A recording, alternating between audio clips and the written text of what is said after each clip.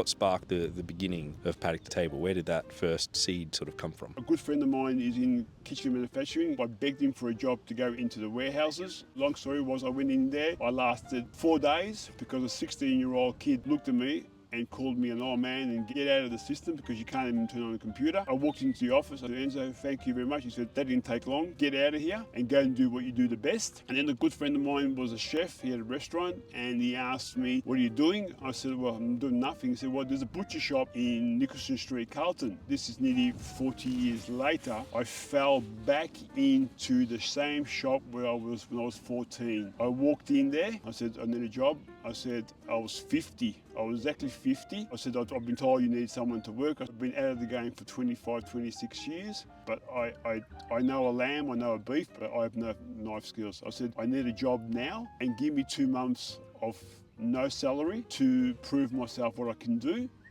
And Damien now that has become one of my best friends, and he said to me, you're going to work for no money? I said, yeah. I said, I need to prove myself that I can do what you want me to do. And I walked in there, and from the day one, I started washing tubs, washing the back, started the back end of the shop. And it didn't take long. After about a couple of weeks, he saw my potential in retail, so he put me at the front, still not knowing all different cuts. After 5, 6, 7 months, he came in one morning and he said, here Frank, here's the key. You open the doors at the moment now because I'll come in a little bit later. And I could see the customers were coming in. A lot of young people were coming in and looking for free range, grass-fed, no hormones. And I said to Damon, I said, come on, let's go, let's do it. And he said, no. He said, this is not me, this is just a whole wave. I said, okay. I said, well, this is what I want to do. I said, give me the opportunity to take over the shop. He said, no. He said, I'm staying here until I go. This is fast tracking a year. And I said, look, you've got 2 months. I'm leaving. Had discussed it with Daniel, and I said, we go online. And I said, but I don't want retail hours ever again. Let's find somewhere where I can process meat. You go online. We go farmers markets, and then we just happened to be hanging around on a Sunday all together, and we were just throwing out names. I said to them, Paddock to Table. In a matter of 30 seconds, they went online, and we took it.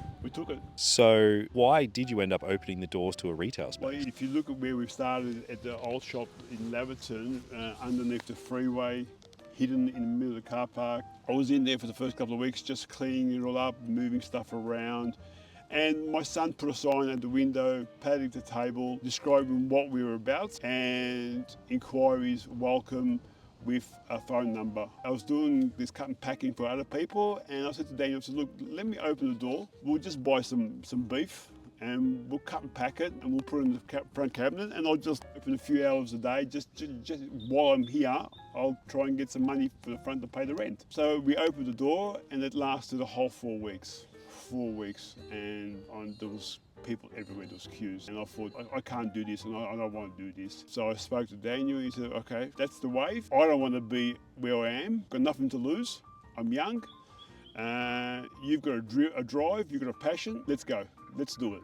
Let's open the doors. So the first few years would have been particularly difficult there. It was difficult, but we understood. We had no debt. We had the rent to find. We just make sure we pay rent, and we don't pay ourselves.